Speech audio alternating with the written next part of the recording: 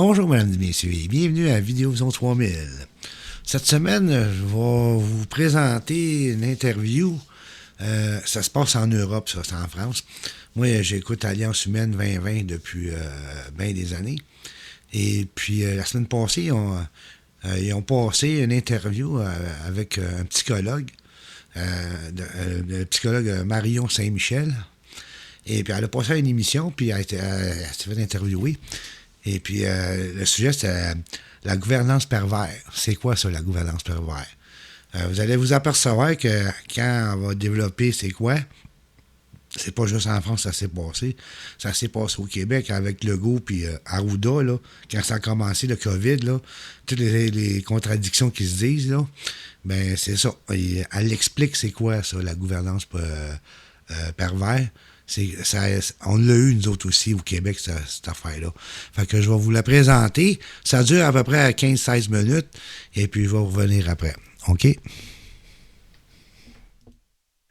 OK.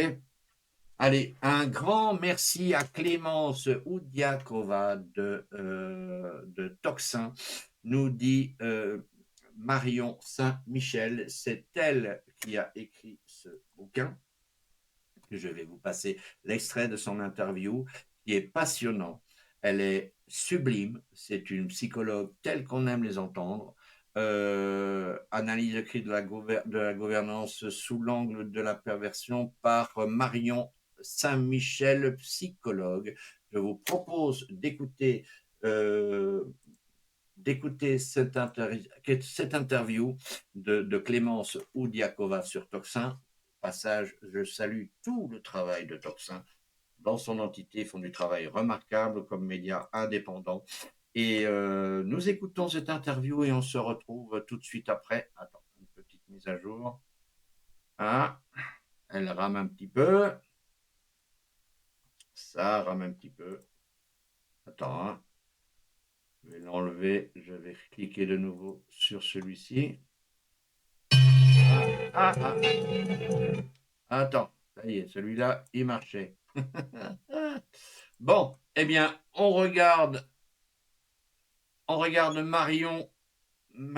Marion Saint-Michel chez Toxin et on se retrouve tout de suite après. Bon visionnage. La matinale Toxin, 7h30, 9h30, à la volée. Et à la volée, je suis donc très heureuse de recevoir Marion Saint-Michel, psychologue, diplômée en sciences politiques et auteur de ce livre que je vous montre tous, Gouvernance perverse, la décoder sur Libéré, aux éditions Résurgence. Bonjour Marion Saint-Michel. Bonjour Et Clémence, merci beaucoup d'être avec nous ce merci de matin. m'accueillir. Alors, ce qui est vraiment intéressant, je pense que c'est un thème, on a déjà utilisé ce terme de gouvernance perverse ou de perversion de la gouvernance, etc. Mais là, on est face à une psychologue qui a utilisé des critères, on va dire, scientifiques, en fait, Mmh. pour reconnaître cette perversité. Donc, c'est vraiment à comment dire, ce diplôme, ce critère-là que j'aimerais qu'on s'attache aujourd'hui et que vous puissiez nous décrire pourquoi aujourd'hui nous sommes tombés dans la perversion. Très volontiers. Alors, la perversion a un certain nombre de critères qu'on a l'habitude de repérer plutôt dans les relations Et interpersonnelles, oui. mais aussi malheureusement dans les entreprises, dans la vie professionnelle, dans les institutions.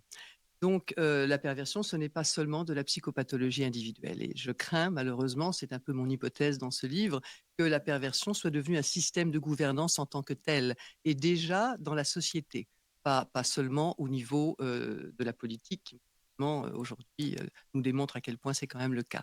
Donc effectivement, dans mon livre, je pars déjà de ça, j'essaie de démontrer des situations de perversion et de les nommer et aussi de donner une méthode en quelque sorte. Oui, Comment oui. repère-t-on la perversion? Exactement, de manière un peu De objective, on va dire, manière le scientifique, plus voilà, voilà, objective oui. possible. Mmh, Par exemple, dans la crise que nous avons traversée, mmh. je pense que nous sommes nombreux, vos auditeurs certainement. Qu'est-ce qui nous a, au départ, fait comprendre que quelque chose ne fonctionnait pas vraiment normalement?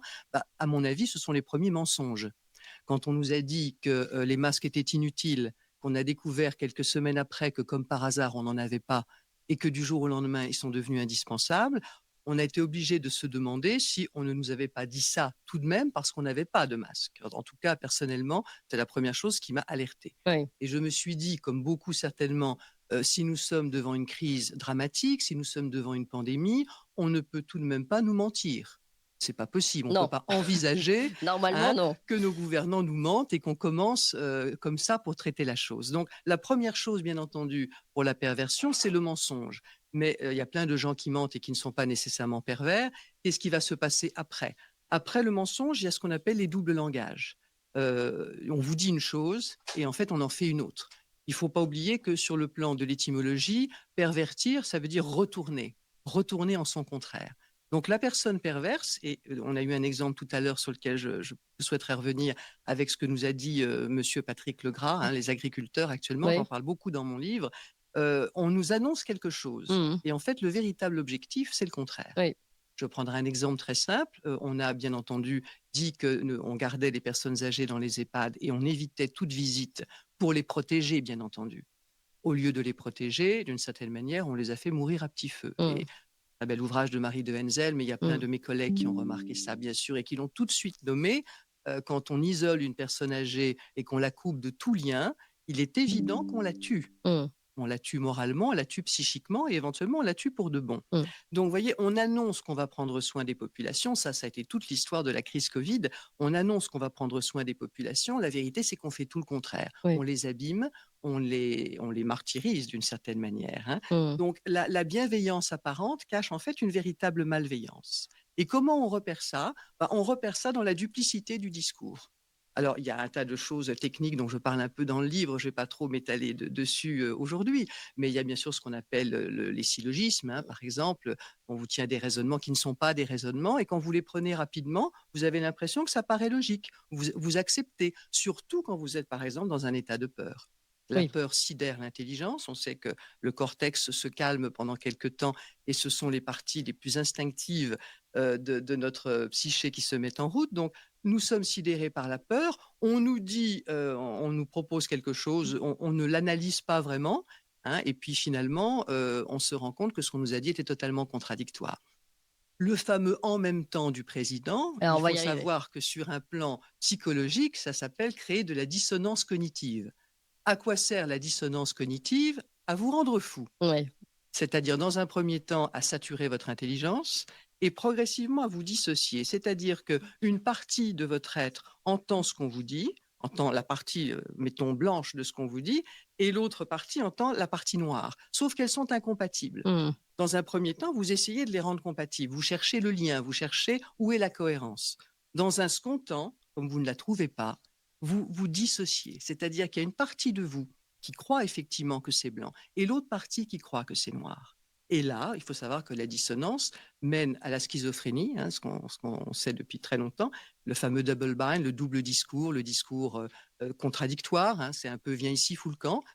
Qu'est-ce que j'entends? J'entends viens ici ou j'entends fous le camp? J'entends les deux. Mhm. Et donc, je suis totalement dissocié. Mais alors, qui est schizophrène? La population qui subit ou celui qui tient le discours? Alors, ça n'est absolument pas celui qui tient discours, parce que ça, celui qui tient discours, il est juste manipule, pervers, oui. il manipule. Et il faut savoir que le but de la perversion, c'est de rendre l'autre fou. Mhm. Il y a deux objectifs, rendre l'autre fou, mais l'objectif le plus lointain, et malheureusement le plus visé, c'est l'autodestruction de l'autre. C'est-à-dire qu'à force de ne pas trouver de cohérence, à force de vous sentir dans l'impuissance, d'avoir l'impression que vous ne comprenez plus rien, vous devenez fou.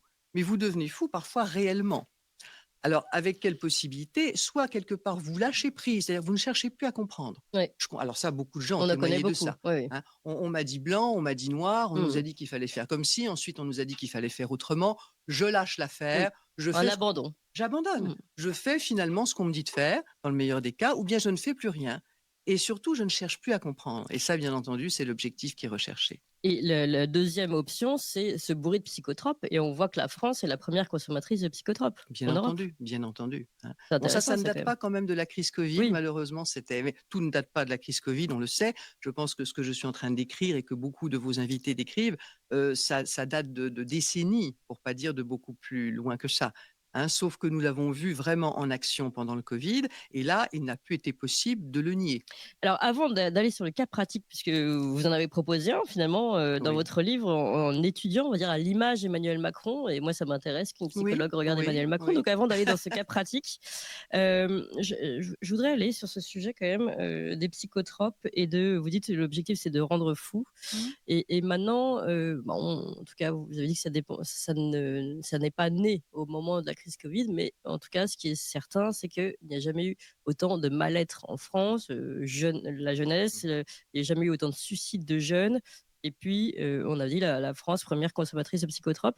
Euh, Est-ce que, en tant que psychologue, vous considérez que c'est une façon, finalement, enfin, que ce mal-être est lié à une société qui est elle-même en fait devenue folle, et que finalement ceux qui sont considérés comme fous ou ceux qui tombent dans cette forme de folie ou de malaise euh, est une façon de fuir une société qui ne tourne pas dans le bon sens, ou enfin, comment vous analysez ce... Si je comprends bien votre question, je serais tentée de répondre, c'est la société qui est malade. C'est pas les gens qui ont l'impression de devenir fous. Oui, Ça, c'est vraiment un discours à tenir de manière très importante. Si vous vous sentez dissocié, si vous ne comprenez plus rien, dites-vous que vous êtes sur la bonne piste. Dites-vous que vous êtes à 2 doigts de réaliser que ce n'est pas vous qui ne comprenez plus rien, c'est qu'on cherche à faire en sorte que vous ne compreniez rien. oui, Si je peux me permettre, j'avais envie de revenir sur votre invité de tout à l'heure, Monsieur Legras. oui. Le thème des agriculteurs m'importe beaucoup, j'en traite beaucoup dans le livre, qui a été jusqu'à nous dire très très justement qu'on prenait les agriculteurs pour des imbéciles. On leur dit une chose, on voit bien Ah qu'un oui. élément du gouvernement leur dit quelque chose, et derrière tout ça, une autre institution, le Conseil constitutionnel, va immédiatement tout détricoter. Donc, il a raison de dire qu'on se moque des gens, mais il faut aller au bout du raisonnement. Qu'est-ce que veulent ces gouvernants pervers? Ils veulent la disparition de notre agriculture. Mmh, Ils l'ont écrit. mmh. Ces éléments-là existent. Quand vous regardez les textes européens, je me réfère dans le livre à un excellent article de Philippe Villain et Christian Saint-Étienne, qui est paru en février 2024, mais les documents existent, on peut aller les vérifier. Ils veulent l'éradication de l'agriculture sous sa forme actuelle. On parle de 17% de diminution de la production agricole dans les années qui viennent. Mmh, Quand ils disent les années qui viennent, c'est dans les 5 ans, c'est pas dans les 25 ans. mmh. 30% de la production bovine, c'est écrit dans les instances européennes. Oui. Donc, qu'est-ce qui se passe? Il se passe que c'est un jeu de dupes. Bien entendu, le gouvernement qui n'y peut rien, notre gouvernement actuellement ne peut rien, les décisions sont prises à Bruxelles. Qu'est-ce qu'il peut et pourquoi est-il là? Pour gagner du temps. Uniquement pour gagner du temps. Donc, il faut que les agriculteurs, me semble-t-il, enfin, je ne suis pas là pour donner des conseils non plus, mais il faut savoir qu'il faut malheureusement aller au bout du raisonnement. Oui, on baladera les agriculteurs. Oui, ils baladent également les industriels. Ils sont en train de pousser vers l'électrique qui est bien entendu au Mmh. profit de la Chine et pas du tout de l'Europe. Le but, c'est la destruction. D'ailleurs, notre cher président l'a dit à propos des hôpitaux, à un moment donné, il a dit c'est très difficile de reconstruire quand on n'a pas totalement détruit. C'est exactement ça, Oui, c'est exactement le écoutez principe. jusqu'au bout, oui. Le but, c'est la destruction de toute l'agriculture française, très certainement, pour pouvoir racheter des terres à vil prix, une fois que malheureusement les agriculteurs auront disparu, et transmettre ça au pouvoir privé, comme ils le font dans tous les autres domaines. Les agriculteurs doivent comprendre ça. Alors là, en tant que psychologue, déjà simplement pour pas qu'ils s'auto-détruisent, Bah oui. que leur combat, alors je n'ai pas de La solution. première profession qui va au suicide avec la police et la Exactement. santé, justement, vous parliez des Oui, hôpitaux. tous les gens qui sont en fait très concrètement sur le terrain Oui. et qui se rendent compte que ce n'est pas tenable. Mmh. Ce n'est Donc vous avez, pardon, un agriculteur, un infirmier, un Mmh. policier qui vous disent: «J'ai envie de me suicider. Qu'est-ce que je dois faire?» Vous commencez par lui dire, si j'entends bien le début Oui, de votre oui, discours: oui, oui, oui. «Félicitations, vous avez compris, quelque chose ne tourne pas rond». D'une certaine manière, tout à fait, c'est tout à fait ça. Oui. Voilà, bravo, vous avez déjà compris ça. Mmh. Par contre, n'allez pas vous Oui, rendre malade, vous, c'est ce qu'ils veulent, oui. c'est ce qu'ils cherchent, n'allez pas vous détruire. Comprenez, retrouvez le sens derrière ça. Mmh. Hein, il y a du sens à trouver. Bien entendu, il faut aussi être solidaire, il ne faut pas rester seul. Enfin, je donne un certain Mmh. nombre de possibilités, non pas de solutions, parce que je n'ai pas de solution miracle, évidemment, mais déjà au niveau individuel et un petit peu social quand même, comment ne pas se détruire, Oui. puisque c'est ça qu'ils veulent. Et oui, Hein, ils veulent nous détruire moralement, l'autodestruction. physiquement Oui. et l'autodestruction. Le pervers ne va jamais mettre les mains dans le cambouis. Mmh. Il est toujours souriant, agréable, aimable et Propre sur derrière lui. propre sur lui, hein, et derrière ça, en fait, ce qu'il manigance est extrêmement dangereux. Et c'est très difficile, j'ajoute ce petit point, c'est très difficile pour une personne normale et relativement saine de pouvoir imaginer qu'ils veulent aller jusque-là. Mmh. Et c'est pour ça qu'on se fait Ouais, avoir. ça. Je reprends ce que disait ce matin effectivement cet agriculteur. On ne peut pas imaginer qu'ils veulent aller jusque-là. Alors on continue de négocier, de discuter, de dire ils ne nous ont pas compris, mais ils nous ont très bien compris.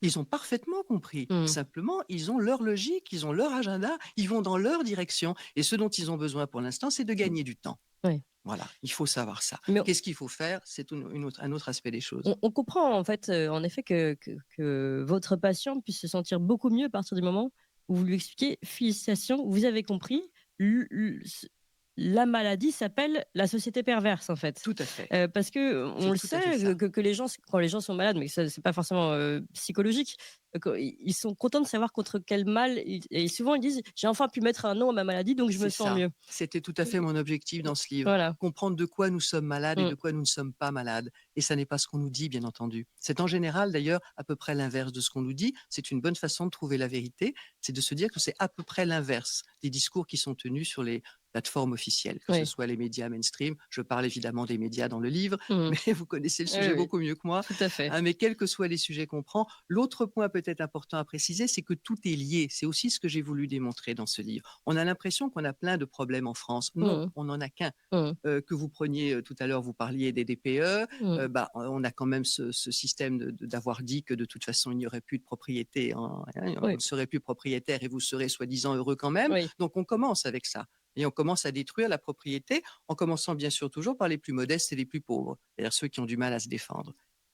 Et Oui. nous avons plein de processus pervers qu'on n'aura pas le temps de Qui tout visiter s'accumulent, ce oui. matin, mais l'autre chose qui est pervers, c'est que bien sûr, chaque strate de la société pense qu'elle n'est pas concernée. Et notamment, un des enjeux, je pense, pour se sortir de là, ce sont que les strates les plus élevées de la société, bourgeoises et autres, se rendent compte qu'elles vont être concernées et Mmh. détruites exactement de la même façon que les Mmh. autres. Oui. Or, pour l'instant, je pense qu'il y a un peu un côté, oui, mais nous sommes du bon côté du manche, Oui. ah, ces pauvres, ils vont bien Et sûr. un intérêt, oui, vous avez raison, un intérêt de confort, en fait, Il y a un intérêt de confort, il y a bien classe de entendu confort. une Oui. part de déni. Mmh. Je veux pas vraiment voir ce qui se passe parce que si je vois ce qui se passe, il va falloir que j'agisse, que je sois peut-être solidaire, que je considère que le problème du gilet jaune, c'est mon problème Mmh. aussi, même si je suis banquier ou je ne sais trop quoi.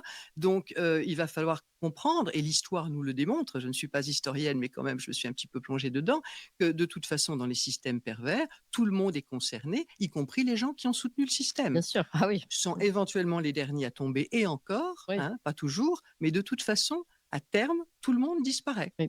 Donc, nous n'avons qu'une solution, me semble-t-il, c'est de comprendre, d'être solidaire et de faire corps ensemble. De se réveiller. Alors se allons, réveiller. au cas pratique, puisqu'il est particulièrement Oui. intéressant. Je suis Ah. très heureuse de pouvoir soumettre, un extrait de notre président de la République à une psychologue. Donc vous avez proposé, enfin vous êtes revenu sur le «Nous sommes en guerre» d'Emmanuel Macron. Alors avant, de vous le soumettre, je vous propose, chers amis, de le revoir, Emmanuel Macron, qui nous dit: «Nous sommes en guerre», pas le guerre, contre l'Ukraine, hein, le guerre contre le Covid, La le première guerre. premier. Mmh. Oui. Nous sommes en guerre. En guerre sanitaire, certes. Nous ne luttons ni contre une armée, ni contre une autre nation. Mais l'ennemi est là, invisible, insaisissable, qui progresse. Et cela requiert notre mobilisation générale. Alors évidemment, vous avez travaillé sur un texte, enfin sur un discours plus long, mais on va pas tout réécouter. Oui, bien sûr. Alors, vous décryptez, et ce jeune homme pâle qui se trouve être notre président, retient votre attention. Pourquoi? Mmh. J'ai juste une petite question pour les personnes qui viennent de suivre comme nous ce message. Est-ce que vous avez senti la jouissance? Est-ce que vous la voyez? Alors évidemment, quand on vous annonce Moi, je ça, connais la réponse, alors oui, c'est pour ça. je pense que vous l'avez senti probablement, Clémence, et je pense que les personnes qui nous écoutent aussi, ou peut-être pas aussi nettement que ça. D'abord parce qu'on attendait tous des informations, on était tous inquiets quand même. Mmh. Moi, j'y ai cru au Covid, comme Oui. beaucoup de gens, je pense, Mmh. au départ. Donc, on a le président qui va parler, on se dit, mince, qu'est-ce qui se passe? Voilà. Mmh. Sauf que ça colle pas, en fait. Vous avez un tas de petits indices corporels. Il y a un petit sourire qui se dégage à un moment donné. Il y a une Peut-être jouissance remettre dans le l'image regard. Alors, en silence sur le son. il faudrait faire vraiment le travail que D'arrêt certains sur l'image, professionnels de la yes. communication font, mais on sent, Nous regardez, sommes le en guerre. haussement de sourcil d'ailleurs sert aussi à cacher le plaisir qui passe dans le regard. Vous savez, quand vous faites ça, là, voilà. Alors vous martelez bien entendu avec les poings, ça c'est Mmh. totalement appris. Est-ce que vous arrivez à saisir la moindre émotion la moindre compassion, l'empathie, hein, il parle quand même au Français et c'est un chef de guerre, donc vu le discours Mmh. qu'il utilise, qui va devoir entraîner les gens derrière lui. Regardez là le regard, regardez le Mmh. regard. Hein. Voilà. Alors des discours comme ça, on en a eu plusieurs. Le point fermé quand même, hein, Oui. le point fermé, je martèle. Est-ce que vous sentez, moi personnellement, alors aujourd'hui, il y a une chose qui me réjouit beaucoup le cœur, c'est qu'aujourd'hui, il y a plein de personnes qui me disent: «Je ne peux plus écouter notre président». Oui. Ouais, bah, moi, j'en ai beaucoup ici Voilà, dans le chat en direct sur YouTube, mais bon, pour voilà. l'information, on est quand même un peu obligé de Bien passer des entendu, on extraits. est obligé d'écouter de temps en temps, mais je trouve que là aussi, il y a quelque chose de très sain. Les Ça, personnes oui. ne savent pas toujours expliquer pourquoi, parce que Mmh. c'est là, on est de l'ordre de l'instinct, du Mmh. diffus, hein, de quelque chose de presque imperceptible. Mais quand vous vous sentez mal à l'aise devant quelqu'un, ça c'est mes premiers cours de psychologie, j'avais la chance de travailler à l'époque avec Jean Bergeret. Les premiers cours, c'était quand vous ne savez pas si quelqu'un est psychopathe ou psychotique ou autre, demandez-vous ce que vous ressentez devant la personne. Voilà. Si vous vous sentez mal à l'aise, si vous sentez un trouble, alors il peut y avoir différentes, bien sûr, pathologies derrière, mais posez-vous la question, ce n'est pas pour rien. De Mmh. même que quelquefois, vous avez quelqu'un devant vous, vous avez envie de le suivre parce que vous sentez que c'est sain, vous sentez qu'il est authentique. Mmh. Eh bien, il faut revenir aussi à des choses de cet ordre-là, De l'instinct de finalement, l'ordre un de peu l'instinct. de survie Vous peut-être? remarquerez que notre société, et ça aussi, ça fait partie de la gouvernance perverse, essaie de totalement tuer l'instinct, Annihiler, ouais. annihiler hein, tout ce qui est de l'ordre du bon sens paysan, Mmh. de l'intuition, de cette personne vraiment, on sent qu'elle est authentique ou pas, etc. On peut parfois se tromper, mais la plupart du temps, on ne se trompe pas. Oui, oui. Oui, d'ailleurs, je vais faire une aparté, mais qui nous amène un peu loin, mais pas tant que ça. On avait ici suivi des parcours de victimes de viols, notamment, etc., qui avaient dit si, j'ai entendu une petite voix dans ma tête qui me disait Tout que à j'aurais fait. dû se méfier de cet homme qui me suivait à ce Tout à moment-là. Et fait. puis je me Ouais. suis dit non, j'ai pas vraiment de raison Voilà. d'avoir peur. Voilà. Et en fait, c'est incroyable comme le nombre de victimes qui racontent qu'elles ont eu cette petite voix qui leur a dit, et Bien maintenant sûr. elles regrettent de ne pas l'avoir entendue. Bien sûr. Et c'est vrai que peut-être qu'il faut entendre un petit peu plus cette petite Il voix, faut revenir à finalement, Marion l'instinct, donc il Saint-Michel. faut revenir aux choses saines, ça aussi j'en parle dans le livre. Il faut revenir à la nature, il faut revenir aux animaux, il faut revenir à tout ce que notre monde moderne essaie plus ou moins d'éloigner de nous. À tout ce que nous sommes finalement. Tout ce que nous sommes fondamentalement dans notre belle Merci essence. beaucoup pour cette très belle conclusion, Marion Saint-Michel, et ce livre très pertinent, très riche, qui nous permet de comprendre beaucoup de choses. La gouvernance perverse aux éditions Résurgence. Je le montre ici, chers amis, vous avez compris. Ah bah non, c'est ici qu'il faut le montrer. Bon, alors voilà. En tout cas, vous le voyez d'un côté ou de l'autre. Vous avez compris à quoi il faut vous revenir, et vous avez compris que si vous vous sentez mal, c'est peut-être que justement vous allez dans le bon sens. Merci encore, Marion Merci Clémence. Saint-Michel. Merci à vous tous, chers Vous amis. avez aimé cette émission? La gouvernance perverse, c'était Marion Saint-Michel. Ça s'invente pas, Marion Saint-Michel. Et voilà, c'était une bonne entrevue qu'il y a eu, qui nous a démontré vraiment là, qu'est-ce que c'était les gouvernements dans la COVID. Hein. Ils nous ont menti continuellement, puis elle a bien expliqué là, c'était quoi la gouvernance perverse. Là, tu sais. Arruda puis Legault sont tous les deux pareils. Là. Ils n'arrêtaient pas de nous mentir, puis ça n'a aucun sens. Tu sais. Et puis ben là, j'espère qu'avec ce reportage, pas cette entrevue-là, pas reportage, mais cette entrevue-là, ça va vous faire comprendre bien les choses, là, qu'est-ce qui se passe dans le monde là, actuellement, là, puis ça va vous ouvrir les yeux, puis réfléchir, là, qu'on va être bien plus attentif quand ils vont nous parler, puis dire des choses, puis ils vont se contredire après ça, là. Fait que pour asseoir, ça va être tout, puis à partir de ça, je vais essayer de faire une petite capsule, là, puis d'expliquer à ma manière, là, aussi, un peu, parce que c'est un peu c'est comme ils disent, on peut pas croire que le gouvernement va nous mentir, on peut pas croire que les médias vont nous mentir, mais dans le fond, c'est cette même gang-là, là, ils nous mentent, puis ils nous sont en train de nous amener au bord de l'abîme, et puis en tout cas, on va essayer de décortiquer ça. Là-dessus, je vais vous laisser, et puis à la prochaine.